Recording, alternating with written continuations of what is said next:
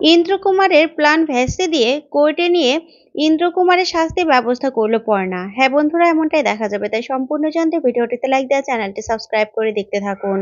গল্পের শুরুতেই দেখা যাবে অভিমন্যু আর নীরাজ স্যার ইন্দ্রকুমারকে ফোন করে। তখন ইন্দ্রকুমার বলতে থাকে, এখন কেন ফোন করেছো? এতদিন আমার নামে সব নিউজ করে কি হাঁপিয়ে গেছো?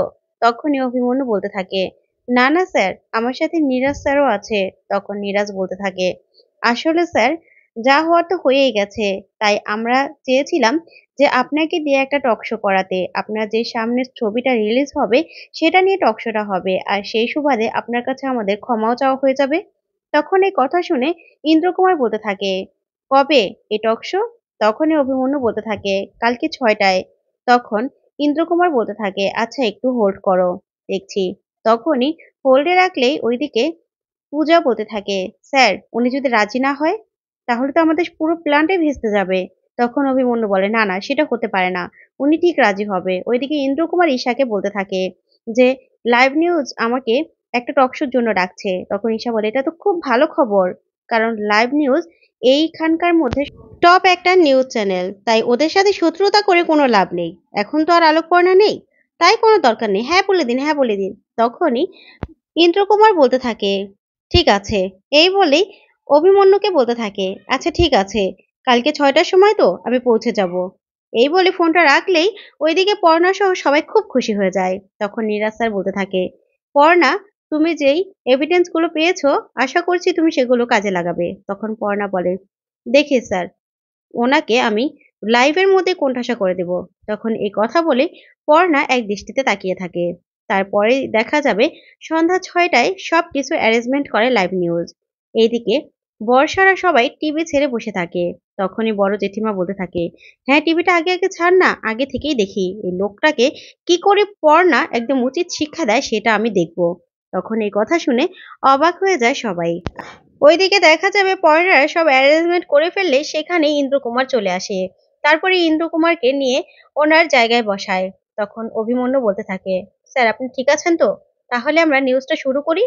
তখন ইন্দ্রকুমার বলতে থাকে, হ্যাঁ হ্যাঁ ঠিক আছে। তারপরেই অভিমন্যু বলতে থাকে, আচ্ছা ঠিক আছে, তাহলে আমি এখান থেকে সরে যাচ্ছি। তখন ইন্দ্রকুমার বলে, আপনি সরে যাবেন মানে? তখন অভিমন্যু বলে, স্যার আজকে আপনার হোস্ট আমি নই, এখানে স্পেশাল একজন আপনার হোস্ট। যা শুনে ইন্দ্রকুমার অবাক হয়ে যায়। ঠিক তখনই পর্ণা চলে আসে। পর্ণাকে দেখে তো ইন্দ্রকুমারের চোখ পুরো কপালে উঠে যায়। তখন পর্ণা ইন্দ্রকুমারের পাশে ছিটে এসে বসলেই ইন্দ্রকুমার বলে ওঠে, এ কি আলোক পর্ণা, আপনি আপনি না নাকি মারা গেলেন? তখন এই কথা শুনে পর্ণা অবাক হয়ে যায়। ওইদিকে জেঠি বলতে থাকে, "এই দেখ লোকটার অবস্থা, একদম পর্ণাকে দেখে এখনই ভয় পেয়ে গেছে।"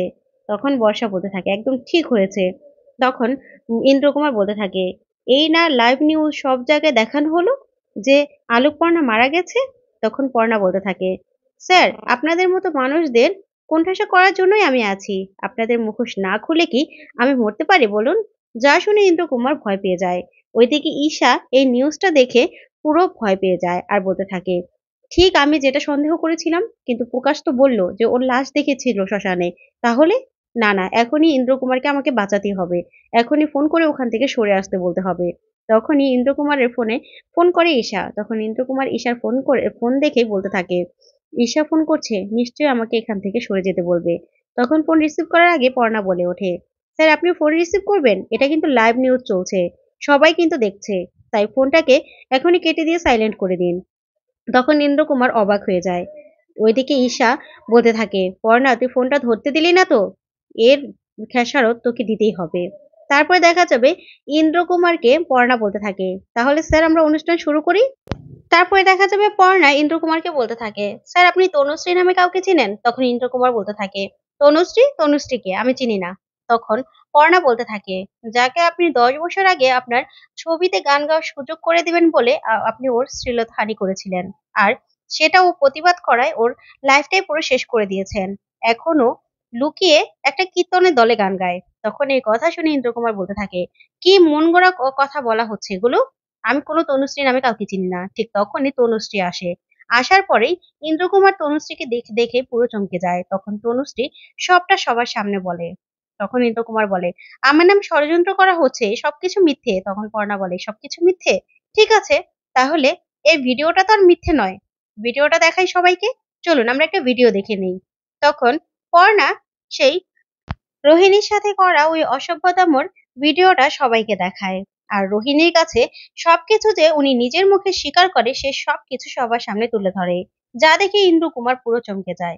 তারপরে পর্ণা বলতে থাকে, এটা আমাদেরই সাজেস্টে এই রোহিণী ওনার কাছে গিয়েছিল আর উনি এই অবস্থাগুলো করেছে আর নিজের মুখে সব কুকীর্তির কথা স্বীকার করেছে। তখনই রোহিণী এসে সেখানে দাঁড়ায়। তখন ইন্দ্রকুমার বুঝতে পারে যে পুরোভাবে ও ফেঁসে গেছে। ওইদিকে ঈশা দেখে পুরো চমকে যায়। আর সবাই নিউজটা দেখে অবাক হয়ে তাকিয়ে থাকে ইন্দ্রকুমারের এই কাণ্ড দেখে। তারপর দেখা যাবে ইন্দ্রকুমার বলতে থাকে, এই সবকিছু মিথ্যে, সবকিছু মিথ্যে, আমাকে এখানে ডেকে এনে ফাজলাম করা হচ্ছে। এই বলে ইন্দ্রকুমার ওখান থেকে পালিয়ে চলে যায়। তারপরে দেখা যাবে সবাই বলতে থাকে, ইন্দ্রকুমার তো পালিয়ে চলে গেল। তখন পর্ণা বলে, পালিয়ে যাবে কোথায়? ওনাকে আমরা কোর্টে টেনে নিয়ে যাব। এবার কোর্টে যা বিচার হওয়ার হবে। ওইদিকে দেখা যাবে বর্ষা এই কাণ্ড দেখে পুরো খুশি হয়ে যায়। তখন জেঠিমা বলে, একদম ঠিক কাজ হয়েছে, এই লোকটাকে ঝাঁটাপেটা করা উচিত। পর্ণা যেভাবে উচিত শিক্ষা দিয়েছে না, একদম ঠিক কাজ হয়েছে। তখন সৃজন বলে ওঠে, জেঠু কার বউ দেখতে হবে তো? তখনই জেঠু বলতে থাকে, হ্যাঁ ভাইপো, একদম ঠিক কথা বলেছিস। তারপর দেখা যাবে কোর্টে ইন্দ্রকুমারের কেসটা কোর্টে ওঠে। তখন ইন্দ্রকুমার কাঠগড়ায় দাঁড়ানো। তারপরেই পর্ণা পক্ষের উকিল হিসেবে ধানু আসে। আর ওইদিকে ইন্দ্রকুমারের পক্ষে সেই ইন্দ্রকুমারের উকিল। তখন ধানু সবটা জজ সাহেবের সামনে তুলে ধরে আর বলতে থাকে, জজ সাহেব, এই লোকটা মেয়েদেরকে ভোগবস্তু মনে করে আর নিজের ক্ষমতাকে ব্যবহার করে উনি সব মেয়েদের শ্লীলতাহানি করার চেষ্টা করে।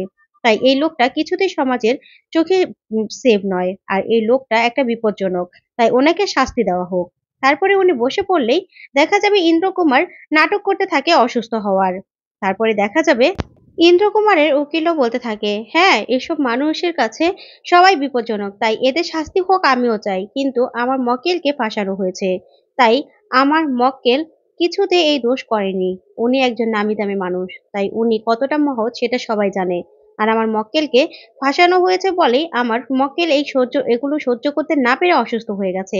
তাই ডক্টরকে আমি এখানে ডেকে নিতে চাই। তখন জজ সাহেব অনুমতি দিলেই ডক্টর এসেই ইন্দ্রকুমারের পক্ষ থেকে কতগুলো ডাক্তারের রিপোর্ট জমা দেয় আর বলতে থাকে, জজ সাহেব ঠিকই আমাদের ক্লায়েন্ট ইন্দ্রকুমার অসুস্থ, উনি মানসিক চাপে রয়েছে। তারপরেই উকিলবাবু বলতে থাকে, তাই আমাদের ক্লায়েন্টকে অসুস্থ থাকায় ওনাকে এই কেস থেকে অব্যাহতি দেওয়া হোক, অন্তত যতদিন পর্যন্ত উনি সুস্থ না হন। তারপরেই পর্ণা ধানুকে বলতে থাকে, ধানু, উনি কিন্তু এই কেসটা থেকে আজকে যদি এয়ারিং না পাওয়া যায় তাহলে কিন্তু উনি আবার গুটি সাজানো শুরু করবে। তাই আজকেই যেন উনি উনি শাস্তিটা পায় সেটা ব্যবস্থা করো। তখন ধানু দাঁড়িয়ে বলতে থাকে, না জজ সাহেব, যেই লোকটা আলোকপর্ণা মারা গেছে বলে একটা পার্টি করতে পারে আর এখানে টক শোতে চলে আসতে পারে, সেই লোকটা কিছুতেই অসুস্থ নয়। তাই আমি চাই আজকের মধ্যে ওনার সাজা বলে দেওয়া হোক। তখনই এই কথা শুনে জজ সাহেব ওই ইন্দ্রকুমারকে সাজা দিয়ে দেয়। আর যা দেখে ঈশা আর ইন্দ্রকুমার দুজনেই অবাক হয়ে যায়। আর পর্ণা, বর্ষা সহ সবাই খুশি হয়ে যায়। তো বন্ধুরা, আজকের আপডেটটি কেমন লাগলো অবশ্যই কমেন্ট করে জানাতে ভুলবে না। আর পরবর্তী আপডেট পেতে অবশ্যই চ্যানেলটি সাবস্ক্রাইব করবে। ধন্যবাদ।